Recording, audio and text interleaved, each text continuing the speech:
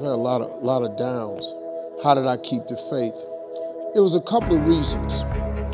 Number one, I know from living that if you quit whatever you're trying to accomplish, if you quit, whatever you were trying to accomplish can never happen.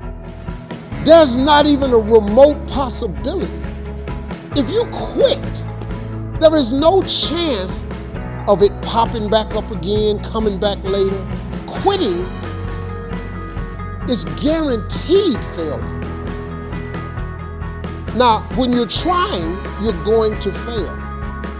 But quitting, just stopping, that was the number one thing I understood. And then number two, you have to make sure that your dreams, your aspirations and goals are so big that not accomplishing them is not an option. It's just not an option. You have to want something so big that it wakes you up in the middle of the night. You have to want something so big that you think about it all the time. You have to want something so big that it drives you to wake up when you don't want to. It keeps you up at night when you long been sleepy. It makes you show up, do things you wouldn't normally do. It requires extra. If you want to be extraordinary and not ordinary, if you want to be ordinary, live your life. But if you want to be extraordinary, you have to be extra. If you put extra on top of ordinary, that word is extraordinary. It requires an extra effort. Now, if you don't want to do the extra effort, you finna be regular. There's nothing wrong with being regular. A lot of people are happy being regular. I just wasn't. I ain't want to be regular. I didn't want no regular life. I didn't want no regular house. I didn't want no regular car. I didn't want no regular clothes. I didn't want no regular checking account. I just didn't want it. I wanted to have an exceptional home. I wanted to have an exceptional bank account. I wanted to travel exceptional places. Now, if you don't want that, it's perfectly fine. You can be really happy being ordinary. But if something's burning in you, you got to deal with it. If you don't deal with it, you're going to be disappointed, man. See, being regular is cool. There's nothing wrong with it. You get a regular job, regular house, regular car. You get regular money. You have regular hours. You can dress regular. You just go to the family reunion, take your ass back home. You just travel regular. You go on vacation once a year. That's cool. You can get you a coach ticket, economy ticket, regular. You want to fly first class? You want to sit in the front of the plane? See, let me tell you something. You know what you ought to do? Save your money and buy a first class ticket. This is how you train yourself to be successful. Save your money, get an upgrade, buy a first class ticket.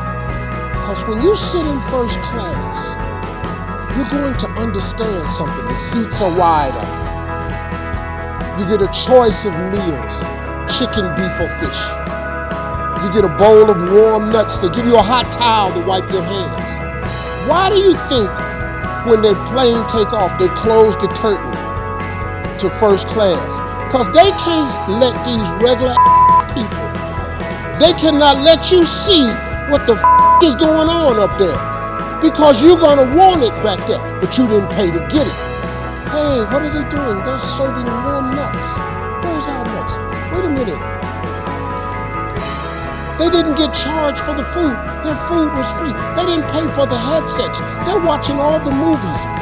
Why don't we have that? Because you didn't pay for that. So they closed the curtain so they don't have to deal with your regular ass, wondering what's going on in first class.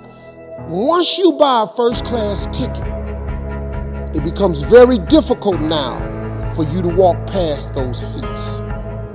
Because now you're going to know what's going on. So when you treat yourself first class, you are conditioning your mind to now behave and do the things that produce first class results. So if you ever sit in first class, You'll never, you coach. Coach is little tight ass chairs. You in the middle seat. You back there by the bathroom. The chair don't recline. It's horrible. First class, big seats.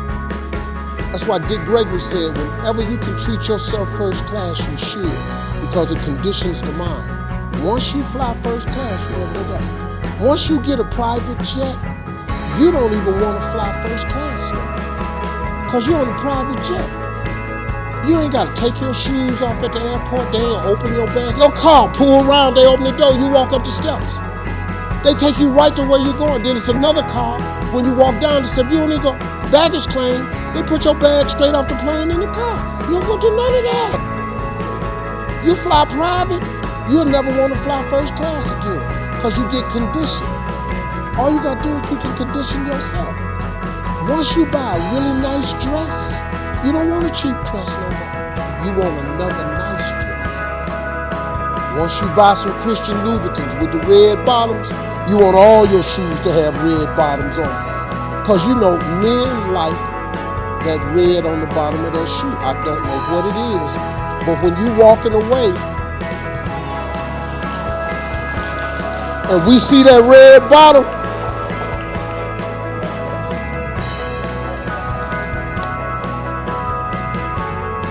I'm telling you, man, being successful is a mental condition.